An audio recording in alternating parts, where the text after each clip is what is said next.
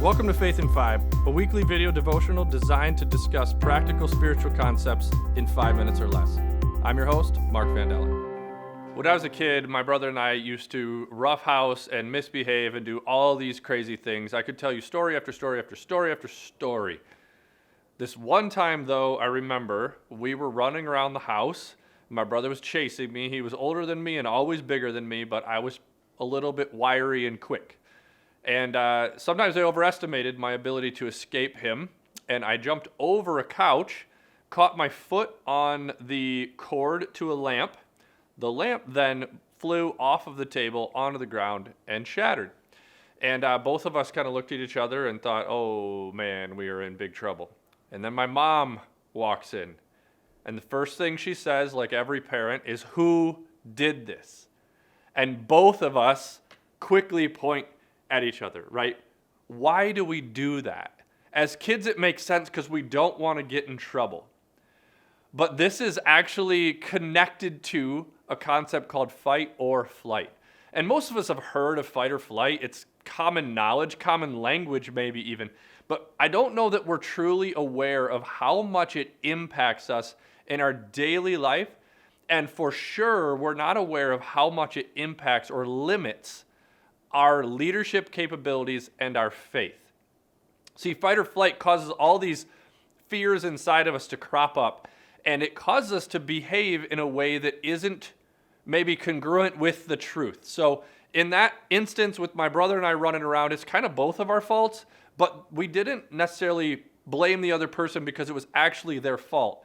What we wanted was to not be the one in trouble. We didn't want to take responsibility, or when it kind of moves into the adult life and the leadership realm, it looks a little bit more like ownership.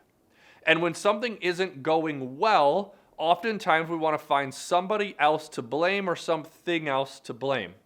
And Jesus showed us a different model. Jesus said, no, leaders take ownership. See, it shows up negatively, this fight or flight shows up negatively in leadership as self-preservation.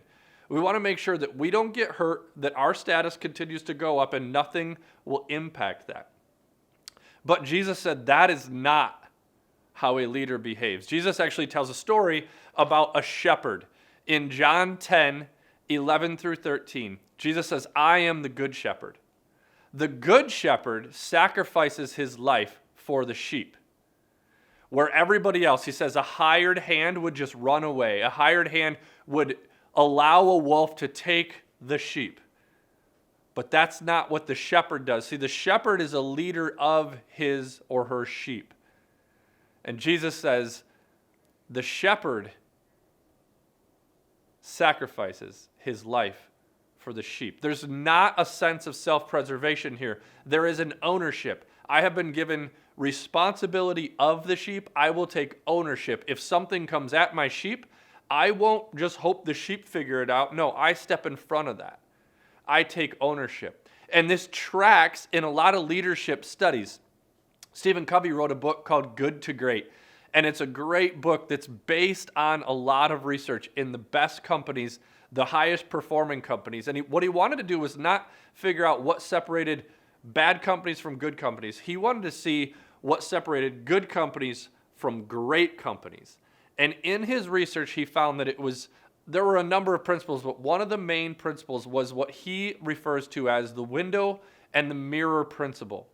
See, what normally happens when fight or flight happens and self-preservation shows up, we point the finger at everyone else when things are going bad, and when things are going well, we take the credit. So he calls this the window or the mirror. When things are going well, we put a mirror in front of ourselves and we reaffirm ourselves, yeah, we are pretty great, right? We're awesome.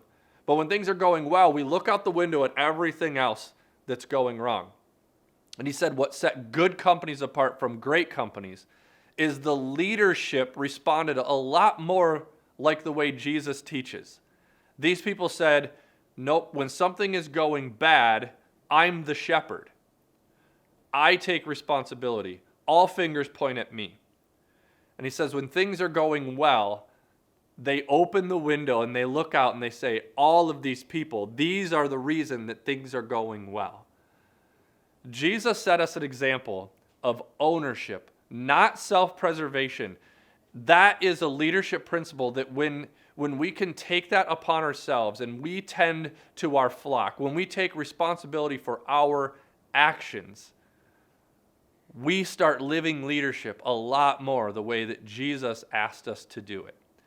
This week in your faith, be very aware.